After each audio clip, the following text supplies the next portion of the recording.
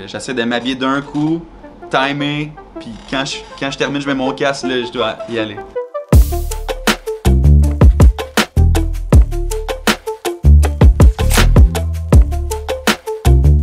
Je suis né le 20 novembre 1992 à Paget, aux Bermudes. J'ai grandi à Saint-Mathieu-de-Belleuil, donc c'est juste sur la rive sud de Montréal, 15 minutes à l'extérieur. Quand j'étais au Québec, avant c'était Fonfon surtout, à cause de Fontaine. Puis là, quand j'étais allé jouer junior dans les endroits que ça parlait plus anglais, là c'est devenu Font, puis c'est resté. J'ai une sœur qui a 26 ans aujourd'hui. Elle a joué au hockey, elle, jusqu'à 16 ou 17 ans. Puis ensuite, elle a switché, elle faisait basket et hockey. Puis là, elle a joué au basket jusqu'à 20-21. Puis là, elle travaille maintenant. Ça a toujours été le hockey, moi. J'ai eu la chance d'avoir une patinoire à l'extérieur, juste en arrière de chez moi. Là. Mon père, il faisait toujours une patinoire. Puis tous les jours que je me rappelle, là, quand j'étais jeune, je jouais au hockey plusieurs heures par jour. Mon plus grand idole, c'est mon père. Quand j'étais jeune, j'avais la chance d'aller le voir jouer.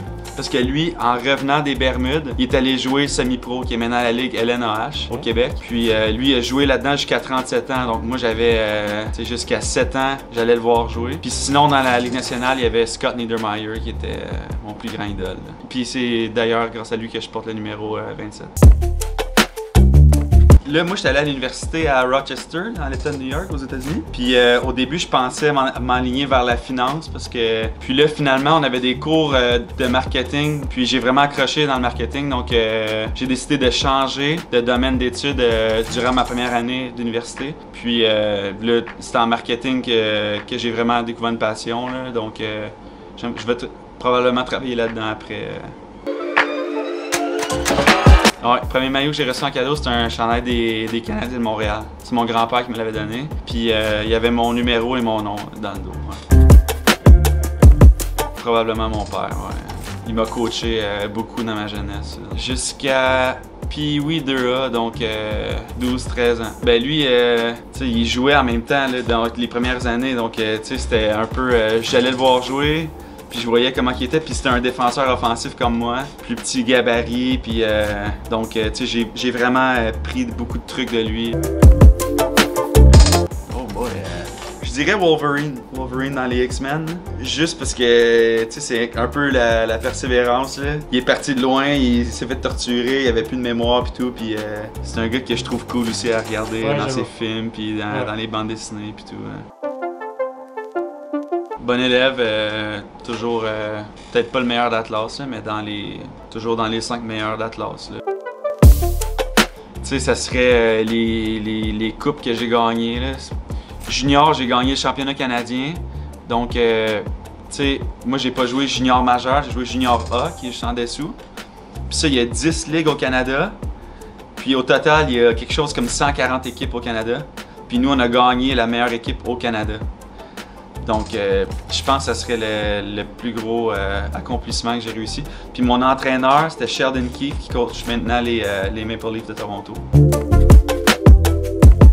Ça, c'était à Briançon. Donc, c'est quand je suis arrivé en France, on jouait contre Briançon. Puis on jouait contre Grenoble. Moi, j'étais arrivé en France, je savais pas trop c'était quoi, qui étaient les grosses équipes et tout. Puis là, je me rappelle que les gars, ils disaient là, Grenoble, grosse équipe et tout. Puis on les avait battus 3-2 à 10 secondes de la fin. C'était mon premier match à Briançon, puis la foule s'était levée dans les estrades puis nous applaudissait. Puis c'était quand même spécial, là, je me rappelle. Ensuite, j'avais regardé un petit peu sur Internet les joueurs qui jouaient pour Grenoble. Puis il y avait des très bons joueurs, là, donc c'était un bon match. Côté du hockey, j'entraîne les U20, donc j'entraîne les défenseurs dans le U20. Puis là, depuis que la saison s'est arrêtée, ben là, je donne un coup de main aussi dans le sport-études, donc U15 élite, U17. C'est un player's coach qu'on appelle. Là. Ben, c'est un entraîneur qui est très proche de ses joueurs, puis que je peux aller voir n'importe quand si j'ai un problème. Puis côté hockey, ben, il a joué jusqu'à 40 ou 41 ans pro. Donc c'est un gars qui a beaucoup d'expérience. Puis qui a joué, donc il sait par quoi on passe, puis il nous comprend bien. Ma routine avant un match. Ok, ben, j'arrive, je tape mes crosses. Ensuite, je regarde si mes patins sont affûtés. Ensuite, je vais voir Alex, l'ostéo. Il me masse un peu les cuisses. Ensuite, je vais faire activation, tout ce qui est foam roller, étirement dynamique. Ensuite, je fais mon échauffement, tout ce qui est genou haut, talons fesses, petit sprint. Puis j'essaie d'arriver environ 12 minutes dans le vestiaire avant le moment qu'il faut embarquer sur la glace pour m'habiller puis pas avoir à penser. Puis quand je suis prêt, j'embarque. Donc je veux pas arriver trop à l'avance, m'habiller puis devoir attendre quand je suis à moitié habillé. J'essaie de m'habiller d'un coup, timer, puis quand je termine, je mets mon casque, là, je dois y aller. Honnêtement, j'adore ça ici à Nantes, là. Donc j'aimerais ça continuer à jouer. Moi, j'ai mon objectif de jouer jusqu'à 30 ans. Donc là, je suis rendu à 28, donc un autre 2 saisons. Puis rester ici à Nantes, puis ensuite on verra.